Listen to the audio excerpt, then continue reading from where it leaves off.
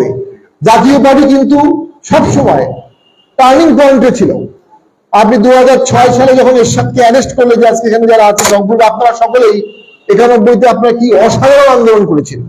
আমি যতবার সেই আন্দোলন সম্পর্কে জানি, পড়ি, বিরোহিত হই। বাংলাদেশের ইতিহাসে এরকম আন্দোলন খুব কম হয়েছে। 91-তে যে ভোট করেছেন আপনারা, কি অসাধারণ ভোট! প্রার্থীর টাকা নাই, পোস্টার খরচ নাই, কিচ্ছু নাই, লাখ লাখ ভোট পেয়ে প্রার্থীরা জয়লাভ করেছে। 2006 সালে যখন এরশাদকে জেলে নেওয়া হলো আর তার নমিনেশন বাতিল করা হলো, তখন আপনারা আন্দোলন করলেন, 111 চলে আসলো। 2000 সালে যখন এরশাদকে জেলে নিল, ওই মুহূর্তে আওয়ামী লীগের পতন নিশ্চিত হয়ে গেল। আমরা মনে করি জাতীয় পার্টি দেশের স্বার্থে টার্নিং পয়েন্টে রাজনীতি করতে পারে। জাতীয় পার্টি দেশের স্বার্থে সামনে টার্নিং পয়েন্টে রাজনীতি করবে। জাতীয় পার্টি কখনো দেশের স্বাধীনতা সার্বভৌমত্বকে বিকিয়ে দেয়নি, কখনো না। এর সাথে 8 বছরে একটি পদক্ষেপ নাই যেটা কেউ বলতে পারবে যেটা দেশের স্বাধীনতা বা সার্বভৌমত্বের বিপক্ষে।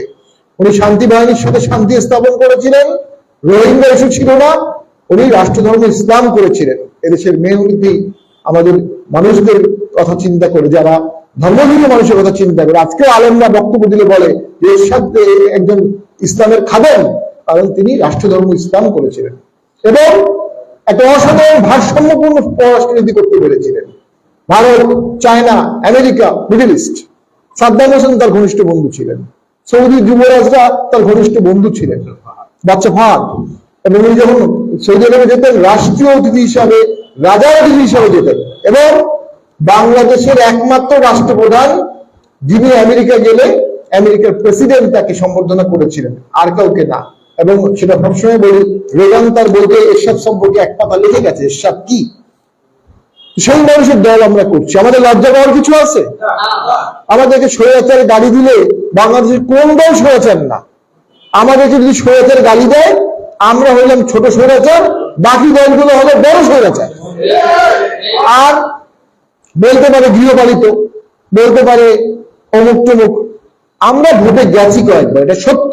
14 সালে আমরা ভোট যাইনি, 14 সালে আমরা ভোট বর্জন করেছিলাম। আপনি এখানে যারা আছেন আমরা সবাই বর্জন করছেন, তাই না?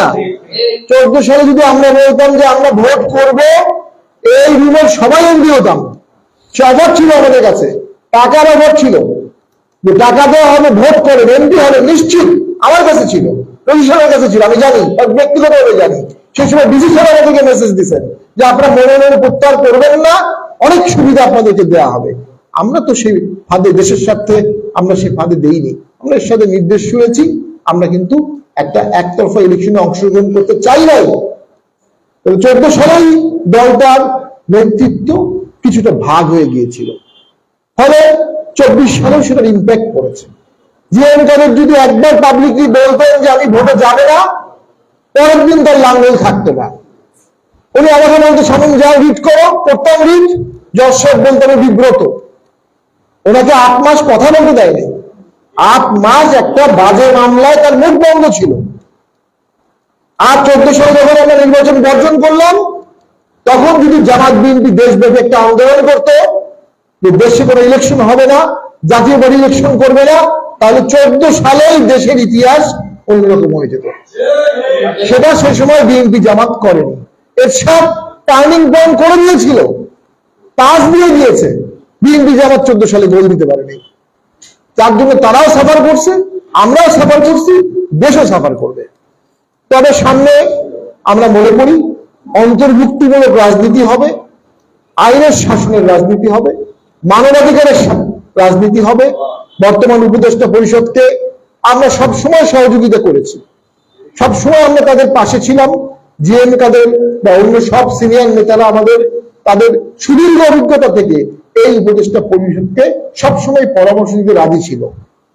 কিন্তু কোনো কোনো ক্ষেত্রে আমরা দেখেছি এই উপদেষ্টা পরিষদ জাতীয় পার্টিকে সংলাপে না ডেকে একটা অপূর্ণ সংলাপ করেছে। এটি একটা আমরা কষ্ট পেয়েছি, দুঃখ পেয়েছি, এবং দেশের অন্তর্ভুক্তিমূলক রাজনীতিতে এটা একটা ব্যতিক্রম। আমি মনে করি উপদেষ্টা পরিষদ দ্রুত এই বিষয়ে তাদের সংশোধনবাদ মতবাদে আসবে। আর সামনের দিনগুলো ইনশাল্লাহ জাতীয় পার্টির সুবাতাস আসবে। আমি ব্যক্তিগতভাবে মনে করি আমাদের মেয়র মোস্তফার মতো লোক আছে, আমাদের ইয়াসির ভাইয়ের মতো লোক আছে, আমাদের রুবেল ভাইয়ের মতো লোক আছে, আমাদের শাহিন সাহেবের মতো লোক আছে, আমাদের পারভেজ সাহেবের মতো লোক আছে, আব্দুল রশিদ সাহেবের মতো লোক আছে, ঠাকুরগাঁতে হাফিজ সাহেব আছে, উনিও জনপ্রিয়। আমাদের উত্তরবঙ্গে যে পরিমাণ লোক আছে, আমার বিশ্বাস সারা বাংলাদেশের খবর জানবো না, ইনশাল্লাহ উত্তরবঙ্গে আমরা সামনে অনেক আসনে জয়লাভ করবো ইনশাল্লাহ। সেজন্য আমাদের একতাবদ্ধ থাকতে হবে, পার্টির চেয়ারম্যানের নির্দেশে অবিচল থাকতে হবে, রক্ত দেওয়ার জন্য প্রস্তুত থাকতে হবে, আত্মত্যাগের জন্য প্রস্তুত থাকতে হবে। সকলে মিলে আমরা যদি একত্রিত হয়ে কাজ করি, ইনশাল্লাহ এরশাদকে আমরা দেখিয়ে দেব যে মৃত এরশাদের আত্মা, মৃত এরশাদ জীবিত এরশাদের থেকে শক্তিশালী ইনশাল্লাহ। আমরা আর বক্তব্য দীর্ঘায়িত করবো না। আপনারা অনেক দূর দূরান্ত থেকে আসছেন, মুস্তফা ভাই এবং ইয়াসির ভাই বা অন্যদের আহ্বানে আমি আপনাদের প্রতি কৃতজ্ঞ। এই দল আপনাদেরকে কিছুই দিতে পারেনি, এই দল আপনাদেরকে অর্থ দিতে পারেনি, এই দল আপনাকে নির্বাচিত করতে পারেনি, বিভিন্ন জোট মহাজোটের বিভিন্ন আলোচনায় আপনাদের আসনগুলো ছুটে গেছে, এই দল আপনাকে সাপোর্ট দিতে পারেনি, কিন্তু এই দল আপনাকে ভালোবাসা দিয়েছে, আপনারা এই দলকে ভালোবাসা দিয়েছেন। এই পারস্পরিক ভালোবাসায় সামনে জাতীয় পার্টি প্রস্ফুটিত হবে। রাজনীতিতে বিশাল শূন্যতার সৃষ্টি হচ্ছে, দেশটা দুভাগ হয়ে যাচ্ছে। এই দুই ভাগের দেশে একটা গৃহযুদ্ধ হতে পারে। এই গৃহযুদ্ধ দ্বন্দ্বময় একটি দেশে জাতীয় পার্টি ব্যালেন্সিং ফ্যাক্ট হিসেবে কাজ করবে, জাতীয় পার্টি কম্প্রোমাইজিং ফ্যাক্ট হিসেবে কাজ করবে, জাতীয় পার্টি একটা সেতু বন্ধন হিসেবে কাজ করবে। তবে তার জন্য আমাদেরকে অবশ্যই নিজস্ব শক্তি আগে বাড়াতে হবে। আমরা কারোর সাথে কম্পিটিশন করে এই সমাবেশ করব না। জাতীয় পার্টিতে এর সাথে কে কম্পিটিশন করবে, কার যোগ্যতা আছে? আমাদেরকে কেউ যদি খারাপ কথা বলেও থাকে, আমরা এতে বিচলিত না। আমাদের জনগণ, আমাদের ভোটার